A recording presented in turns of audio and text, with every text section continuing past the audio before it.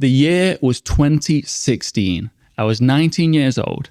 My coat pockets were full of tea bags and sugar, and I was drenched in rain, anxious, scared, having a panic attack in an alleyway behind a shop.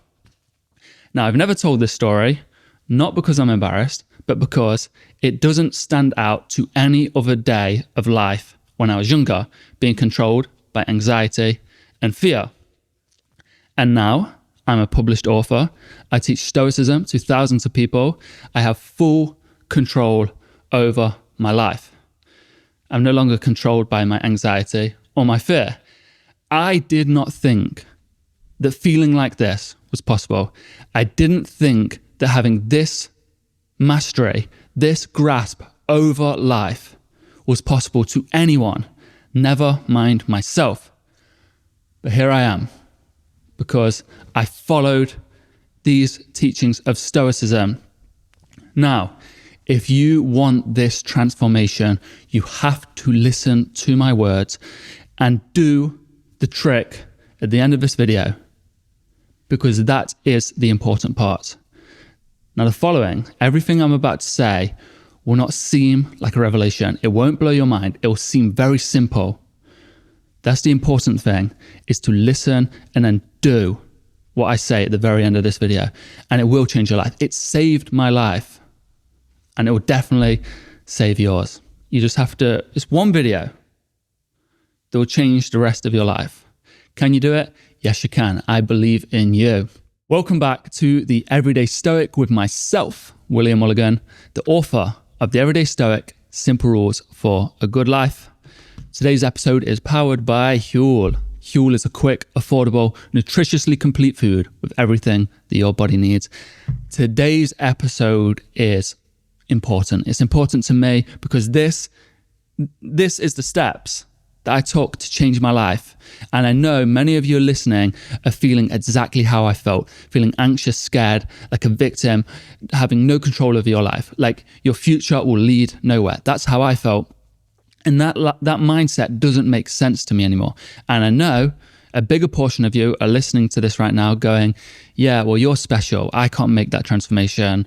I'm me. I'm weak. I'm pathetic. I'm scared. I'm anxious. I was like that, and I've made that transformation. And I know people that were worse than me, and they've made much greater transformations. So, getting back to the story, why was I behind a shop in an alleyway, scared and anxious, having a panic attack? Well, this was like any other day for me. I was anxious. I wanted to go to this new shop, and I was anxious to leave the house. So I eventually built up the courage. I had that feeling in my chest. I felt very anxious. It didn't feel good. And I was walking to the shop, and I kept thinking, I'm going to talk to the cashier. I'm going to go in. I might see people. And my anxiety was building up. So when I finally get to the entrance of the store, I walk past it, go around the back, and hide behind it. And I felt awful. And I was trying to build up the courage to go into the store. And I don't know what it was about doing this that made me so anxious, but that was life back then. Certain things just made me feel horrible, and I didn't feel good. And I know many of you listening feel exactly like this. And I was wet because it was raining, and my pockets were full of tea bags and sugar. Why? Because I used to carry tea bags and sugar with me, because if I'd go to my brother's house or my mum's house or my friend's house, then I had tea and sugar, so I could have a cup of tea, because every British person needs a tea. So, how did I make the progress? How did I get to become the person I am? And how can you do that? So, the first step and the first thing to understand is a concept taught by Pierre Hadot that he adopted from the Ancient Stoics called the inner citadel. Most people, myself included, I lived life in this external world, thinking that the goals I get in the external, the things I do in the external, the attacks in the external, these are the things that give me life or give me pain. But the idea of the inner citadel is that it is our internal workings that are our life. We spend 24 hours of every single day of our life inside our own head, with the internal monologue going round and round and round. So this is the first thing you need to fix and the first thing you need to understand. So there are 3 steps to this. The first is to understand that your negative self-talk is what is destroying you. So when I was younger, working on the building sites and catching the bus every morning and having this anxiety to go to the shops, I had this voice inside my head, my internal dialogue, that was always criticizing me, always saying that I'm anxious, always saying that I'm weak, always saying that I'll be trapped in this cycle forever. And I thought that was a normal thing. And I only learned recently, actually, that many people have this negative self-talk and think it's normal. And this is based off of childhood trauma or childhood difficulties on their upbringing. They develop this negative talk and it becomes their overwatcher, the person that follows them around. And if it's a bad voice, then it's always putting them down, pushing them down in life. So if good things happen, they're always being pushed down. But I rewired this and it became a good voice. And it's like a guardian watching over you, always putting you in the right direction, no matter what. And it's amazing. No matter what happens in life, this good voice is giving you help, giving you tips, giving you direction. And the way you change this is by doing it incrementally, 0.01% at a time. So with me, when I was walking to the bus stops, feeling anxious, walking to the shops, going to and from work, I always had the negative self-talk. So I actively, forcefully changed it to positive, looked for the good, looked for the gratitude, and over years, this slowly steered the track. And what that's doing is you've got all the synapses in your brain that are fused to this negative self-talk, and slowly but surely, I'm changing them to the positive self-talk. And it's like being stuck in the mud. You know, if the wagon keeps going over the same track every day, it's the easiest path for it to take. So it's hard to steer out, but once you've steered out, then this new path becomes second nature. It becomes so easy. So the second thing about the inner citadel is that you cannot outrun your pain. As Marcus Aurelius said, men seek refuge and escape in the countryside, in the seaside. They're looking for escape, but you can never outrun your mind. That's what I'm talking about. The monologue that's going round and round, the problems going round and round in your head. If you flee to another country, you will still have those same problems, but now you're in the sun. So you cannot escape this. So you have to face it in the present. The present moment is all that exists. So you need to keep working on this every single day in the present moment and know that you cannot escape them by running away. You cannot escape them by running to a different friendship. You cannot escape them by running to a different relationship or by escaping to the future. Now, caveat to this is if your problems are coming from a toxic relationship, then yes, escaping that will sever that toxic relationship. But the problems within your mind will not disappear. They disappear from working on yourself. The third part of the inner citadel is that whatever is thrown at you in life, the challenges, the difficulties, the pain, the suffering, these are all tools to build up your fortress, to build up the inner citadel. And as they say, Rome was not built in a day. It takes a long time of being hit with all these obstacles of life, these instruments of life, these difficulties, and you pick them up and build your inner fortress to become an impenetrable wall. And this is difficult, but with difficulty comes courage. With confusion comes wisdom. With wrongdoings comes justice.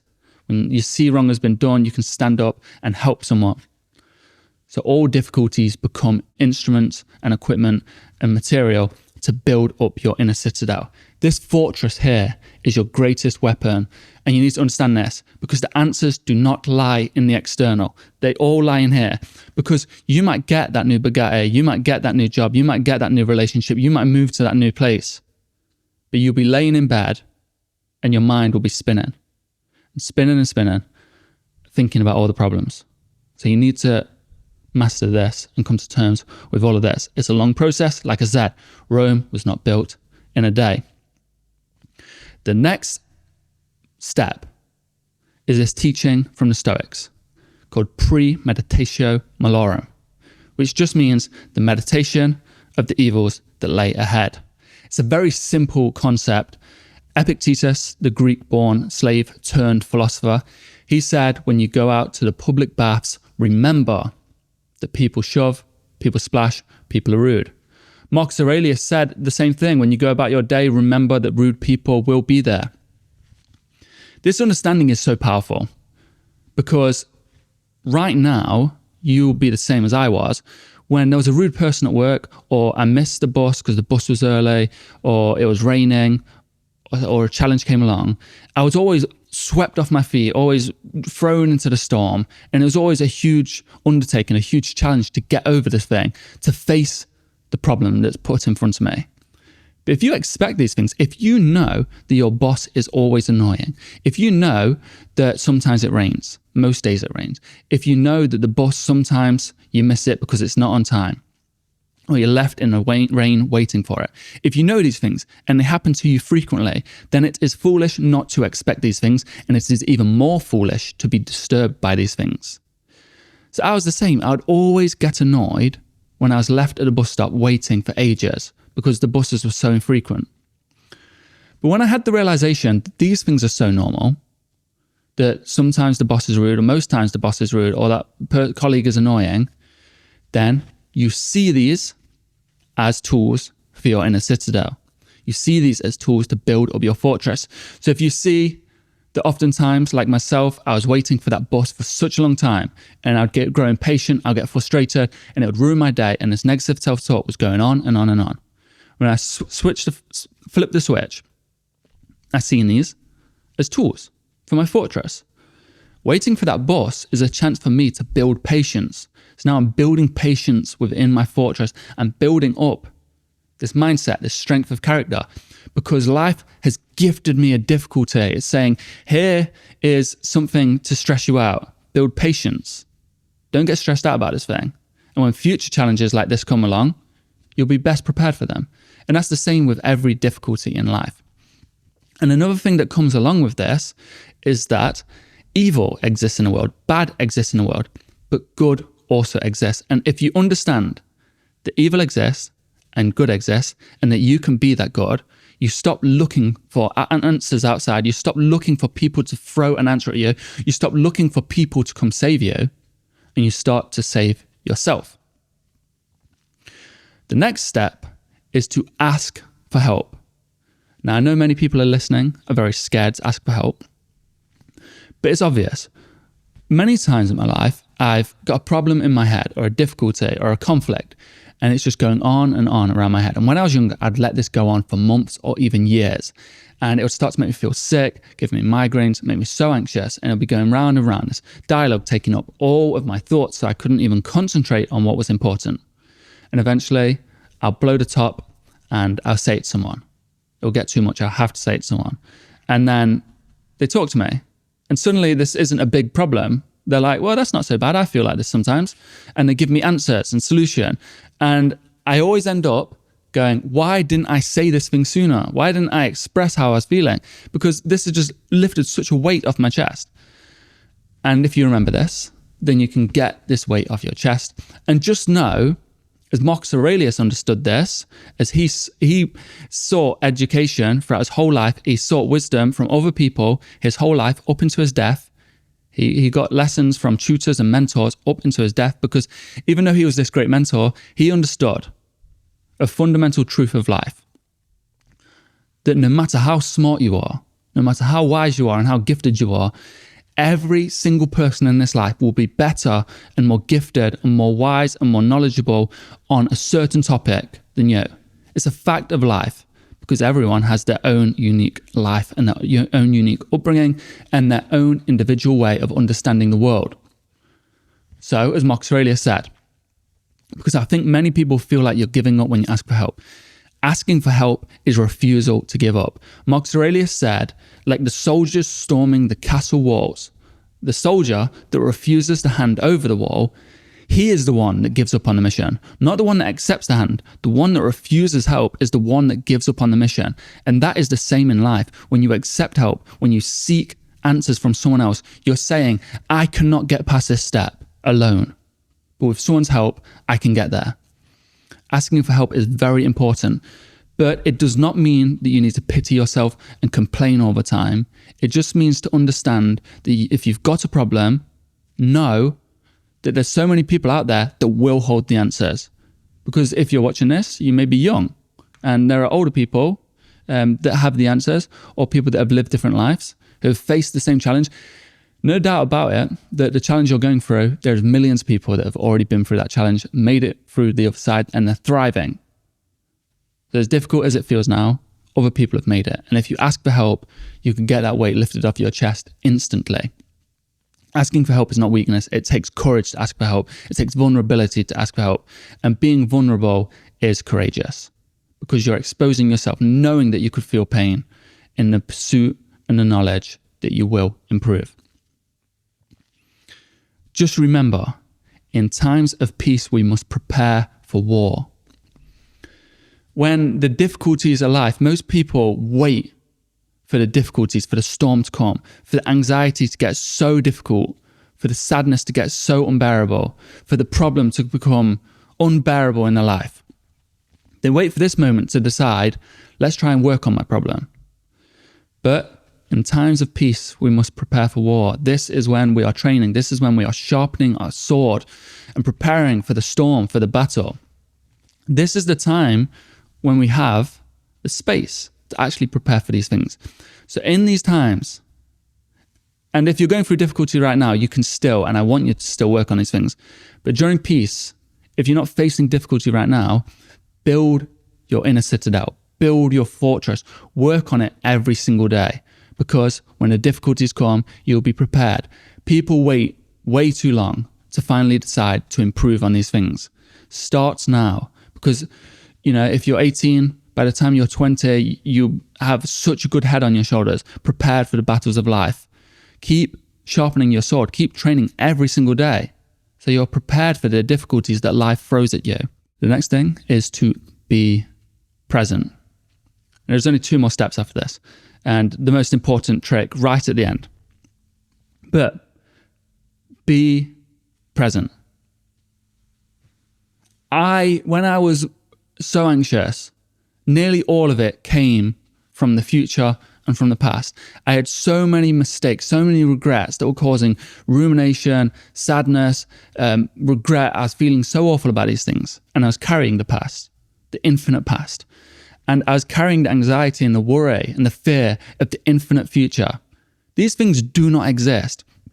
So within me, in the present moment, my mortal body that is confined to this very moment, I would sit there with the weight of the infinite future and the infinite past, and the millions of thoughts that come from these two opposites, and they're swirling around my head, the thoughts, the feelings were swirling around my body, causing anxiety, and they were clouding my mind. Because from clearing these things, you don't just clear the anxiety, you clear your head, so you can think better, you can be more creative, you can retain information better. That's one thing I noticed, actually. My ability to retain information and learn new things improved drastically when I let go of all of these anxieties and worries of things that do not exist and will never exist. Because even though you might predict something in the future that will happen, it will happen much different than you predicted. So realize that you only need to worry about what is right here. As you're listening to my words, the dentist appointment is not existing right here. Your trousers ripping at school do not exist right here, unless that's happening as you're listening to me. But what I'm saying is these past mistakes, these future worries, they do not exist in you listening to me right now. They do not. Because most people worry 1,000 times when they only need worry twice. Most people suffer 1,000 times when they only need to suffer twice. What I mean by this is, if you have an appointment to the dentist in 2 months' time, the thought of going to the dentist will cause anxieties and worry in you over 1,000 times between those 2 months. And it'll ruin those 2 months so much. And it'll feel horrible. And you're suffering for this long time. You're suffering 1,000 times. And then you get to the dentist, you arrive at the doors, and the suffering becomes more. You become more anxious, which is natural. Our bodies prepare ourselves for situations. But it shouldn't feel too horrible. It's just your body getting prepared for this thing that's new to you or uncomfortable to you. And then you suffer again when the actual event happens, which is never as bad as your imagination thinks. So you suffer 1,000 times when you only need to suffer 2. Yes, suffering is a fact of life. Another fact is you cannot outrun suffering. All you can do is face the pain, and in turn, you'll build up the tools and you'll develop the tools to live a fuller life, to face these challenges in the future. So you get to the dentist and you do suffer from your surgery. And was that really that bad? That was 30 minutes when you've been suffering for days, for weeks, for months. So be present. It is the greatest gift, the present moment, as that is all we have. And always remember this. The final step before we get to the trick is, and this is a misconception about Stoicism, is that they are not emotional and do not understand their emotions. They're not in tune with their emotions. Marcus Aurelius, in his letters to his mentor, actually talks about his love for his mentor. He talks about being emotional, he talks about crying. He cried in public. He talks about being angry, being fearful of death. Marcus Aurelius was very in tune with his emotions, very in tune. So this misconception where people say Stoics aren't emotional, this is wrong. So the Stoic idea is normal. The normal person is in a river of their emotions. The river is their emotions and they're in it. And when it gets too much, the tide is dragging them under, throwing them around, and it's hard to concentrate when you're being thrashed around by your emotions. The Stoic likes to think of standing on the riverbanks, looking at your emotions, observing them, truly looking at them, because it's easier to be observant of these things when you're not wrapped up in them. And yes, this takes lots of practice, and it requires following all these steps I'm talking about to step away from your emotions, to not be so entrenched in them. And understand, actually, that these emotions are normal, completely normal. So to understand them, you have to know that they are normal.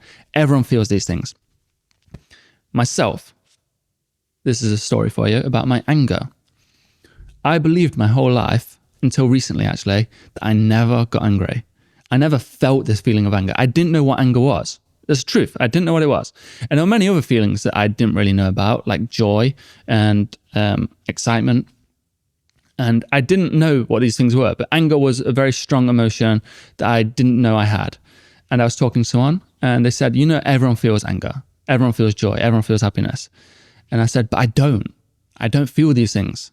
And after talking to him for a long time, I realized I'd been suppressing them and building them up inside of me. I've been pushing them down because I believed I didn't feel these things. I never learned about these things. And they turned it into anxiety, really bad anxiety that made me sick. So that day when I learned that this is anger and I started to get these feelings, I really thought about it and go, this isn't anxiety. I am angry. Someone's been really mean to me. Someone's done me wrong. Life is being punishing me. Not life, sorry. Someone in life is punishing me and it's making me angry. I'm getting angry because of these things. And I kept thinking and understanding my own anger. And eventually when I understood these emotions and I understood joy, that small feeling that I thought was anxiety again, where I'm going to do something, like when I was going to that shop, it's a new shop I wanted to go. I felt excitement, but I was bottling it all up, mixing it with my anger, mixing it with everything. It was just turning into anxiety. And when I started to try and express my emotions, express my joy, if I was making a nice meal, I'd put on a nice song, get a bit happy, get in the rhythm. If someone pissed me off and I did get angry, I'd say, hey, I'm feeling angry. I still didn't know how to express these things fully, but I tried every single day. And once I started to understand this huge spectrum of emotions, I started to get a grasp of what they are. And I started to not be fully entrenched in them because they were just drowning me in all these emotions. And now I can stand on the riverbanks and observe them. And I can kind of go, that's why I'm angry. What should I do about this? And that's the way you need to be. The next thing, and this is the most important part, and I've got an exercise that you have to follow because everything I've told you about will not become cohesive. It will not work in your life if you do not do this exercise at the end. And it's very easy, very easy. I came up with this today, actually. This video was not going to have an exercise at the end, but I think this exercise is what will make this video really cement in your head and actually change your life. It will change your life. I have confidence if you do this exercise, your life will change. So I wish I knew about this. This is life-changing. And I do this now, but I wish I knew about it sooner, because I think I would have written like 10 books and I would be on Oprah. I'm not too bothered about those things, but I'm just saying, like, my progress would have been drastically miles ahead. But I don't really care about that, because all these things have led me to who I am now. But now you will know this exercise. So what I want to say is, small steps every single day lead to great distance. And if something is worth doing, it is worth doing poorly. So the first thing is, small steps every single day lead to great distance. People believe you have to go all in. You have to do this great thing. You have to take huge risks. You have to throw all your money at it. You have to quit the job. You have to switch your life. You have to leave the country. You have to take the biggest risk. This is not true, because luck is involved in all these things. And sometimes these things go wrong. And if you throw everything at an obstacle or a leap and it goes wrong, this will cripple you. This will destroy you. And success never tells us the story of the people that went all in and completely derailed their life and destroyed it. You won't hear about these stories, but they're more common than the people that go all in and are successful. This is a fact. You just look at life and you observe the people that tried and failed. The goal is to be consistent every single day. And this is a fact. Coming from myself, this is a fact. I tried to go all in many times in life. And what happened is, it was an awful experience. I got so anxious, I failed, and it would set me back another year, because the anxiety got so bad. The feeling that I got from failing that bad was so just terrible. Because it's hard to take this big step. Your mind doesn't catch up with that. Your feelings don't catch up with that big step. And sometimes people do take this big step and their body hasn't caught up with it. Their feelings haven't caught up with it. And then they live with this imposter syndrome that is still crippling them. So small steps every single day lead to great distance. And that's what the exercise is based on. The next thing is, that I need you to understand before doing the exercise, if something is worth doing, it is worth doing poorly, or it's worth doing bad. And I don't mean bad as in evil. I just mean doing a terrible job of it. Now, we are never taught this as kids. We're taught if something is worth doing, it is worth doing right. It's completely wrong. And I'll tell you why. Because people have this idea of perfection in their head, and this will cripple anyone ever doing anything. I know so many people that wanted to start the business, but they didn't have the perfect start, the perfect logo, the perfect name, the perfect brand. They didn't have the perfect connections, so they never started and lived the whole life never starting. I know the people that wanted to go to the gym and fix their life, fix their health problems, but they didn't have the perfect gym membership, didn't have the perfect gym clothes or the perfect routine, the structure. They didn't have any of these things. And I know people like myself that have made mistakes, done things they're not happy about, and they didn't want to start because I'm not that perfect guy yet. I need to be perfect before I start. You'll never be perfect, so you'll never start. The idea is, if something is worth doing, it is worth doing poorly. What do I mean? If you want to go to the gym, and this is a big goal you want to have, people say, well, you have to go to the gym, do a full workout, all this. Just walk out your door, put your running shoes on, attempt to walk to the gym. If you don't do it, at least you did something better than yesterday. And then the next day, you can actually go through the gym entrance and go, actually, too anxious, let's walk out. And the next day, you talk to the person at the desk and go, I'm thinking about starting. And they go, I'll enroll you tomorrow. And then you cancel on it, because like I did many times in my past, you get a bit too anxious, you cancel on it. But then you walk to the thing again and go, sorry, I cancelled. I was very anxious. I'm new to this. I'm very nervous. And they're always so kind, because they want to get you into those doors and help you. It's their job.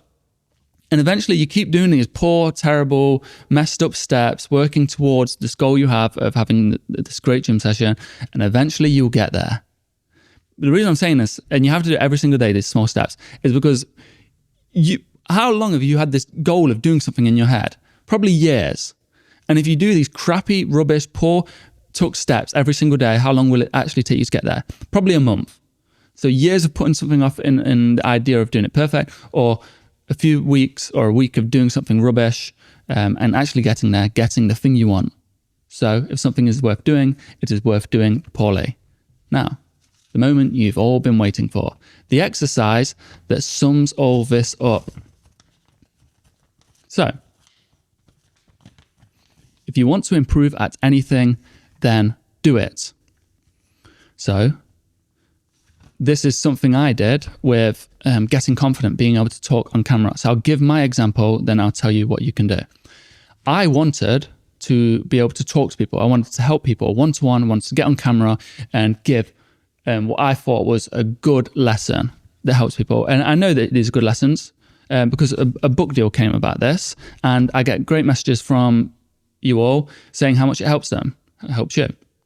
So I wanted to get here, this moment I'm in now.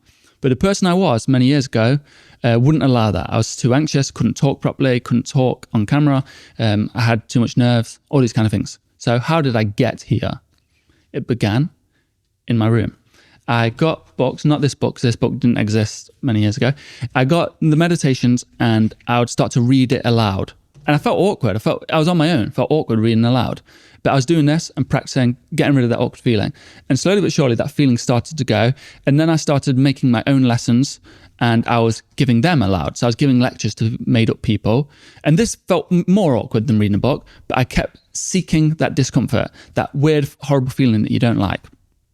And then I pulled out my phone, I got it, and I read aloud with the phone. And that felt more awkward because I was like, oh, it's on camera. Then I started giving these made up educational videos where I was like, hey guys, if you want help with anger, you need to follow these 5 Stoic principles.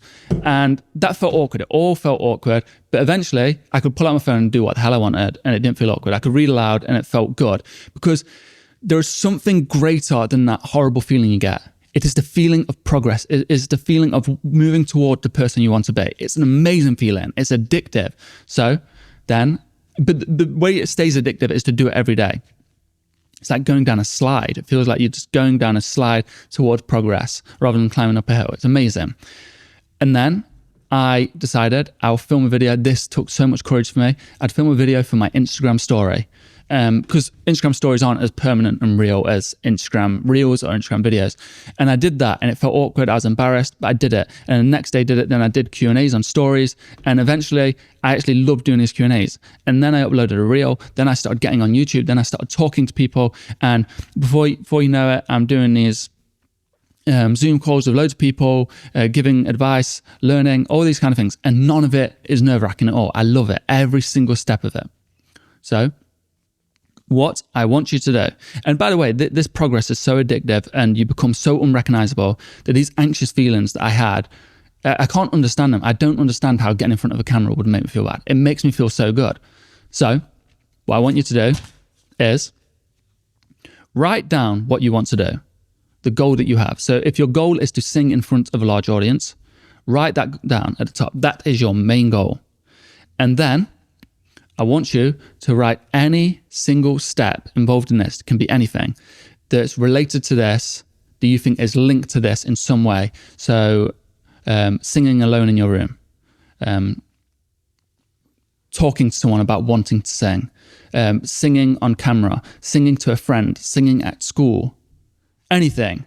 If these things, when you think about them, like if I say to you now, go sing at school, you get that horrible feeling. If I say, tell your friends about how much you love singing, you get that like, oh, I don't want to do that. If I say, right now, you're sat in your room, listen to me, sing out loud, you probably feel awkward because you're singing to me. You're not, but it feels that way. And when you get that weird feeling, that discomfort, I want you to chase that every single day. And you can chase the little bit of discomfort, the one that's not as hurtful, the one just singing in your room rather than singing to your friends. Just chase that, chase it every single day until it becomes boring. But once it becomes boring, don't keep doing it. Chase more discomfort. Chase the singing in front of your friends. Keep singing to them until you can just sing in front of them and feel no feeling except the joy of singing in front of your friends. And then suddenly you've got all the way to the final goal, singing in front of a crowd. Set it up and then you'll do it. And that is what I want you to do. If you take anything away from this video, it is to do that exercise. I'm telling you, you've probably watched so many of these videos, so many Stoic videos. Most of them are just AI these days, sadly. But you've watched so many of these videos hoping to turn your life around. and it's not happened. I was there. I watched so many motivational videos and my life never turned around. I still had these feelings. I got motivation for an hour, but then these feelings just came back. If you really want to change your life, then do that exercise. Keep listening to this video, listen to all the steps, but the exercise is the most important. Those steps just help you in life, deal with your problems, deal with this exercise, because it will be difficult. But the trick is to hammer that nail, strike by the iron's heart every single day or multiple times a day, because eventually it becomes addictive. That growth becomes addictive, and I want you to chase it. I need you to do this. Write the goal that you want to do on this video, comment it on this video, and then I want you, when you finally do that thing after watching this video, I want you to leave a comment again saying you've done it. Reply to your comment and say you did it, because I'm sure it'll be faster than you thought. Honestly, I wanted to do this, what I'm doing right now, for so long, and I was doing every single trick under the sun. But when I finally got this exercise and chased the discomfort, it was the fastest. It took me not very long at all to get to where I am, because this is all it is, just chasing that discomfort, following these steps, and it will get you there. I can guarantee it. So if you want to turn your life around, do this. So thank you for watching. And I really want you to do that, because it will change your life. Whatever problem you got, it will change your life. Whatever dream you've got, it will change your life. And I'm not saying doing that dream, singing in front of the crowd, will be the thing that gives your life meaning and changes your life. It is the journey. It is the pursuit of that thing that will change your life. Singing in front of the crowd might not do anything for you. You might go, oh, actually, this isn't what I want. But you'll never realize until you do it. So thank you for watching. If you're listening to this on Spotify, please, if you want to give me something, please rate this. Give it a rating, as I want to get 100 ratings. That'll be good. Please do that. And if you want to help someone, share this with them. Share this advice with them. You don't have to share a video if you're not about sharing videos. Share this advice with someone you love, someone you care about, someone you know you could help. And today's video was powered by Huel. Huel is a quick, affordable, nutritiously complete food with everything that your body needs. I say this a lot, but when I was writing my book, this one right here, it was Huel that powered me for it. It takes up a lot of time. It takes up a lot of mental fortitude and effort and a lot of your thoughts. And I didn't have too much time to think about what I was eating or what I was cooking. And Huel always came in and saved me. When I got those impulses to go to a shop, getting something unhealthy, which is wasting my time. I'm going to shops to get something unhealthy, wasting a load of money. I just quickly grab a Huel, make it really quick, one of the meals, make it really quick. It satisfied my cravings and I felt good. And I know that I'm eating something healthy every single time. So if you have any interest in Huel products, click the link in the description. And the next video I post, the next podcast episode I post, I will not be holding this book. I'll be holding the American version, which looks way different. It's such a beautiful design. I love this one. I love the UK version, but the American version is completely different. Completely different colors, everything. So I'm very happy with both covers. But if you're in the States, you can get your hands on it. You can pre-order it now and it will be available soon.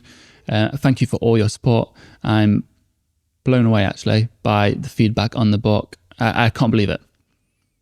I can't believe I'm a published author. The book's been translated so far into 12 languages.